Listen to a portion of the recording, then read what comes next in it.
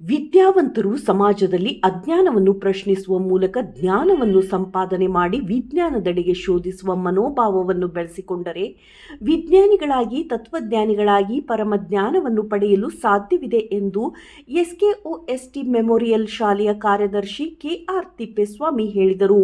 ಸೋಮವಾರ ತಾಲೂಕಿನ ಹಿರೇಮಲ್ಲನಹೊಳೆ ಗ್ರಾಮದ ಶ್ರೀ ರಾಜಲಿಂಗೇಶ್ವರ ಎಸ್ಟಿ ವಿದ್ಯಾಸಂಸ್ಥೆ ಸಂಯುಕ್ತ ಆಶ್ರಯದಲ್ಲಿ ಎಸ್ಕೆಒಎಸ್ಟಿ ಮೆಮೋರಿಯಲ್ ಶಾಲೆಯಲ್ಲಿ ರಾಷ್ಟ್ರೀಯ ವಿಜ್ಞಾನ ದಿನಾಚರಣೆಯನ್ನು ಭಾರತ ರತ್ನ ಸರ್ ಸಿ.ವಿ. ರಾಮನ್ ರವರ ಭಾವಚಿತ್ರಕ್ಕೆ ಪುಷ್ಪಾರ್ಚನೆ ಮಾಡಿ ಮಾತನಾಡಿದರು. ವೈಜ್ಞಾನಿಕ ಮನೋಭಾವದಿಂದ ಸಮಾಜದಲ್ಲಿ ಆಳವಾಗಿ ಬೇರೂರಿರುವ ಅಜ್ಞಾನ ಅಂಧಕಾರ ಮೌಢ್ಯವನ್ನು ದೂರ ಮಾಡಲು ಸಹಕಾರಿಯಾಗುತ್ತದೆ ಎಂದರು. ಇದೇ ವೇಳೆ ಹಿರೇಮಲ್ಲನಹೊಳೆ ಕ್ಲಸ್ಟರ್ ಸಿಆರ್ಪಿ ನಿಂಗಪ್ಪ ಮಾತನಾಡಿದರು.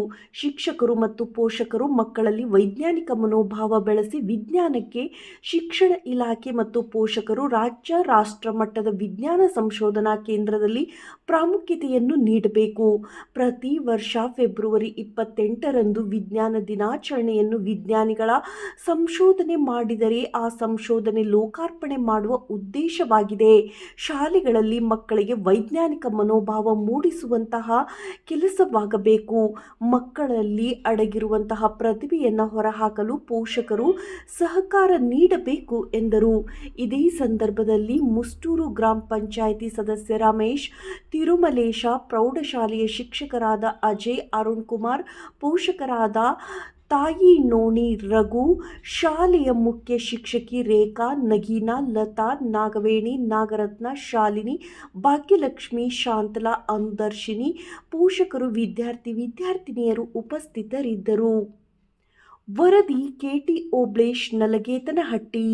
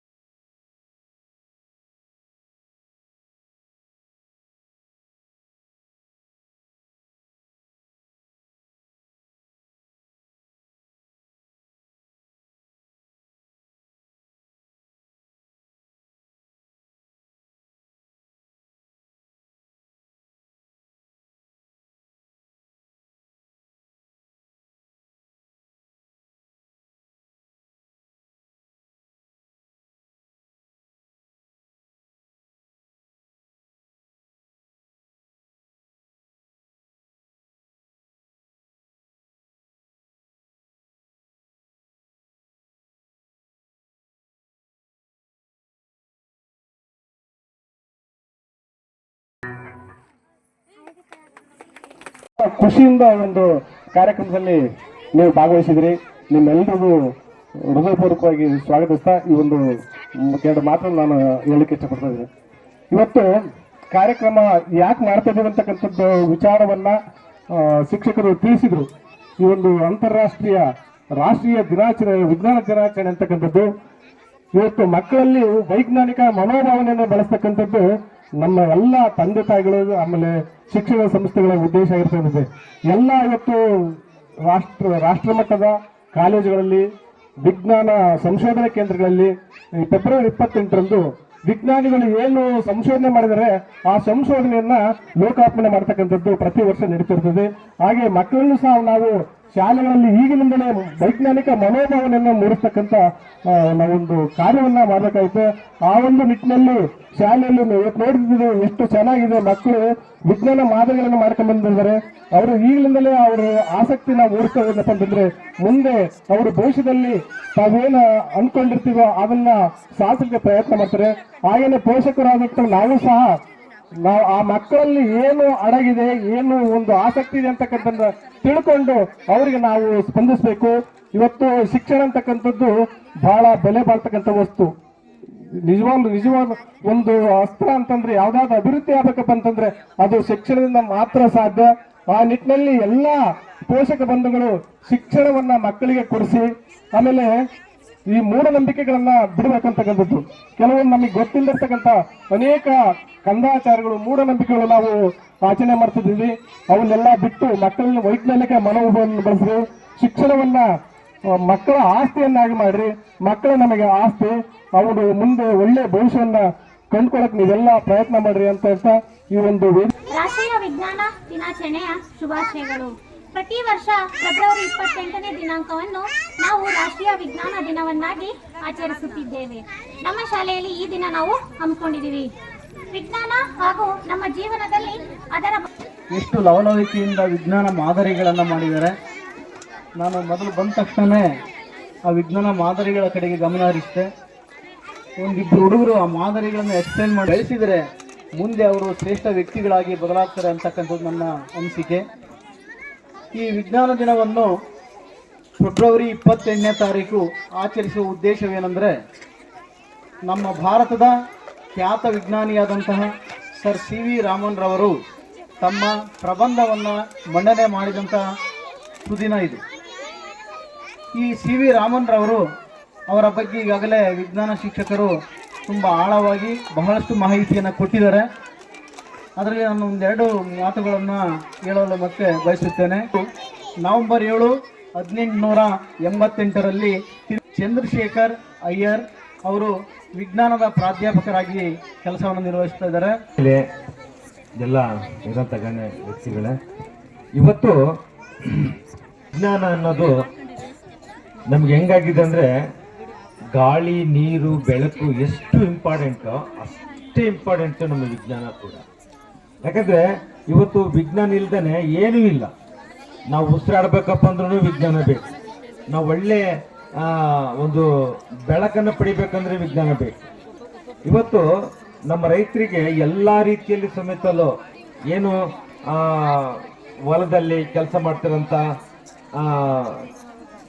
ಏನು ಉಪಕರಣಗಳಿದಾವಲ್ಲ ಅವು ಸಮೇತಲ್ಲಿ ವಿಜ್ಞಾನ ಮುಖೇನ ಬಂದಿರೋದು. ಇವತ್ತು ಯಾವುದಕ್ಕೆ ವಿಜ್ಞಾನ ನಾವು ಬಳಸಲ್ಲ, ಎಲ್ಲದಕ್ಕೂ ಬಳಸ್ತೀವಿ, ಎಲ್ಲ ಸಂದರ್ಭದಲ್ಲೂ ಬಳಸ್ತೀವಿ. ನೋಡ್ರಿ, ನಮ್ಮ ಇವ್ರು ಹೇಳಿದ್ರು ಓಬಳೇಶ್ವರು, ಸಾವಿರಾರು ಕಿಲೋಮೀಟರ್ ಇರೋಂಥ ಒಂದು ಜಾಗದಲ್ಲಿರೋಂಥ ವ್ಯಕ್ತಿನ ಬರೀ ಎಲ್ಲೋ ಹೋಗ್ಬೇಕಪ್ಪ, ನಾವೇನ್ ಮೊದಲೆಲ್ಲ ಗಾಡಿ ನಡ್ಕೊಂಡು ಹೋಗ್ತಾ ಇದ್ವಿ. ಇವತ್ತೇನಿಲ್ಲ, ಬಸ್ಸುಗಳು ಬಂದಿದ್ದಾವೆ. ಅದಕ್ಕಿಂತ ಫಾಸ್ಟಾಗಿ ವಿಮಾನ ಇರಬಹುದು, ಹೆಲಿಕಾಪ್ಟರ್ ಇರ್ಬೋದು. ಎಲ್ಲಿಂದ ಬಂದ್ವು? ವಿಜ್ಞಾನದಿಂದ. ನಾವು ವಿಜ್ಞಾನ ಇಲ್ದೇನೆ ನಾವು ಬದುಕಕ್ಕೆ ಆಗಲ್ಲ. ಅಷ್ಟು ನಮ್ಮ ಜೀವನದಲ್ಲಿ ಹಾಸು ಒಕ್ಕಾಗ್ಬಿಟ್ಟಿದೆ ವಿಜ್ಞಾನ. ಹಂಗಾಗಿ ನಾವು ವಿಜ್ಞಾನ ಬಹಳಷ್ಟು ಮಟ್ಟಿಗೆ ಬಳಸಬೇಕು.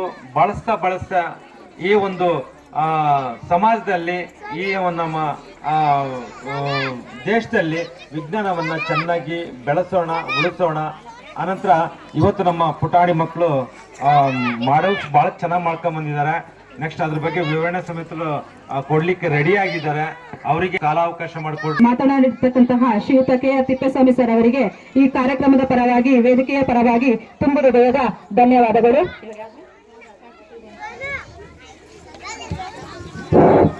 But now, classical dance. It has welcomed 7th standard